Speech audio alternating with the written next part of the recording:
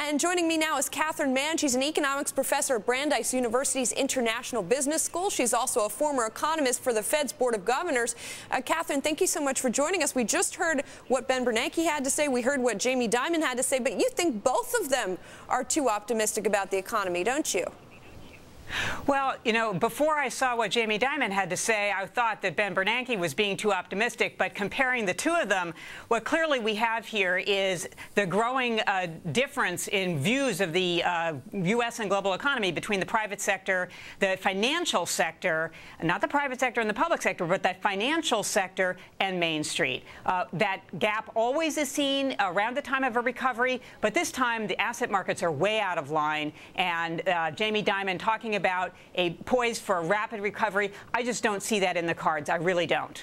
And even though BERNANKE, he was fairly restrained, one could say himself, about talking about the economic recovery today. But do you think that there are even more risks than he is forecasting?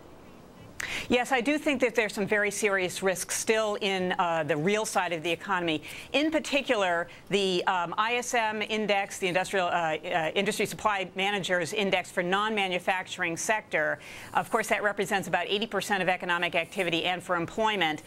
We've been looking at the March data, and we've been looking at employment continuing to decline. 27 consecutive months of the decline in employment in a sector, in the sectors of services that represent 80% of employment in the U.S. economy. Now, the fact that those declines are a little bit less than they used to be doesn't mean that we're still not looking at contraction in the largest part of the economy. And even so, even when we look at business activity in services, the non-manufacturing sector of the economy, it is not robust.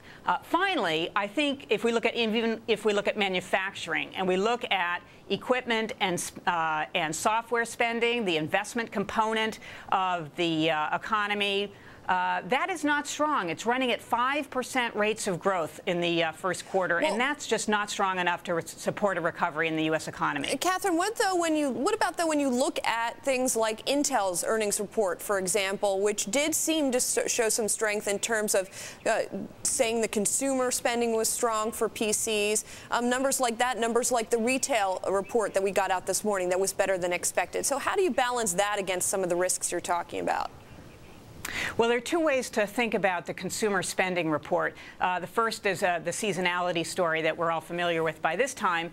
The other part about the consumer spending story that I'm concerned about, of course, is that the proportion of the U.S. pocketbook dollar that goes to imports is quite high, particularly when we think of things like clothing, electronics, purchases that might have been put off. And so if the consumer actually does start to spend a whole lot of money, a lot of that's going to turn into imports. We already saw that in yesterday's trade data, and that suggests that we would be looking at a trade deficit starting to widen again, something we would not tend to like to see. So, you know, I think that the retail sales number should be tempered. Now, on Intel, that report was very attractive, but I think that it doesn't represent broad-based business demand for the systems at this point.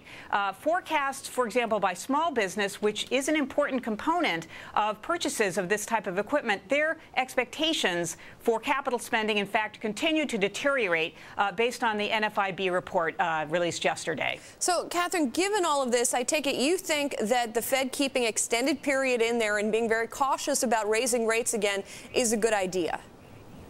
Well, actually, no. And the reason why is, I know you're going to be surprised at this one.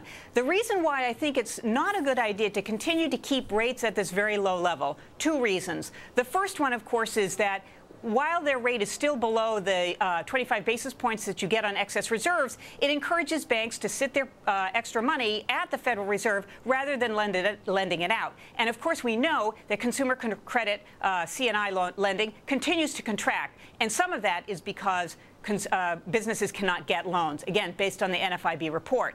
The second story, though, that I would like to put forward with regard to why I think a 25 basis point increase in interest rates would not be a bad idea is that a lot of the gains that we're seeing on Wall Street, particularly as referenced by the Jamie Dimon report for his firm, is trading gains. We're getting a lot of trading revenues, trading gains. So the financial markets are playing with basically free money, going for a few basis points on the upper end of commodities. You talked about that in your earlier segment. And so a 25 basis points increase on the free money that the big boys get is a big increase for them. But 25 basis point is nothing if you're trying to get a small business loan, which is already running 8%. Catherine, just very quickly here, we have about 20 seconds left, so I guess you would be in the camp with Tom Honig, who thinks that rates should go up sooner rather than later.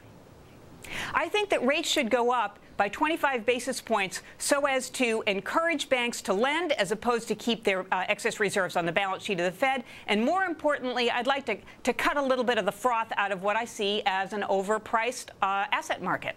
Catherine Mann of Brandeis University, thank you so much for joining us. Some interesting perspective there on the economy and the Fed. Thanks, Catherine.